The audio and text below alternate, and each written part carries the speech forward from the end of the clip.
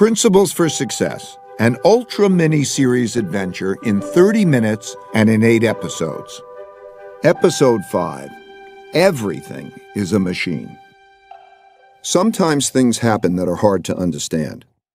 Life often feels so difficult and complicated, it's too much to take in all at once. My deep pain led me to reflect deeply on my circumstances. It also led me to reflect on nature because it provides a guide for what's true. So I thought a lot about how things work, which helped to put me and my own circumstances in perspective.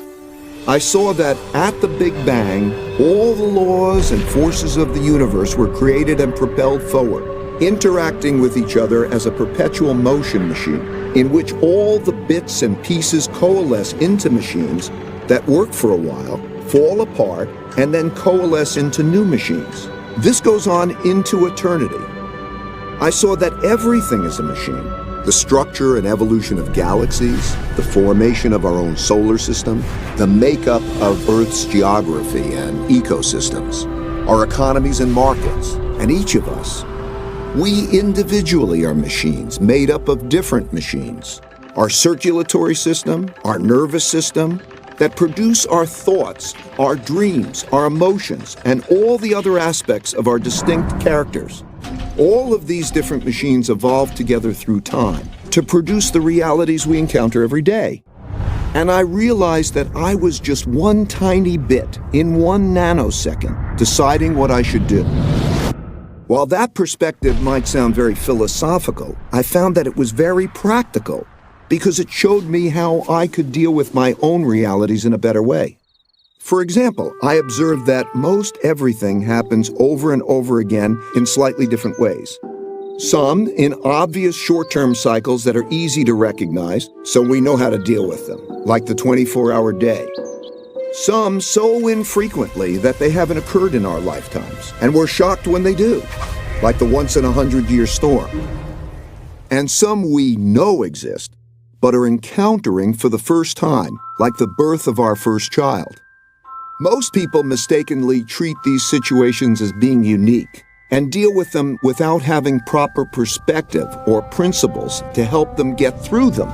I found that if instead of dealing with these events as one-offs, I could see each as just another one of those, and approach them in the same way a biologist might approach an animal, first identifying its species, then drawing on principles for dealing with it appropriately. Because I could see these events transpire in pretty much the same ways over and over, I could more clearly see the cause-effect relationships that govern their behaviors, which allowed me to develop better principles that I could express in both words and algorithms. I learned that while most everyone expects the future to be a slightly modified version of the present, it is typically very different. That's because people are biased by recent history and overlook events that haven't happened in a long time, perhaps not even in their lifetime, but they will happen again. With that perspective, I realized that what I missed when I mistakenly called for a Great Depression was hidden in the patterns of history. And I could use my newfound knowledge of these patterns to make better decisions in the future. And when I thought about my challenge, balancing risk and reward, I realized that risk and reward naturally go together. I could see that to get the most out of life, one has to take more risk, and that knowing how to appropriately balance risk and reward is essential to having the best life possible.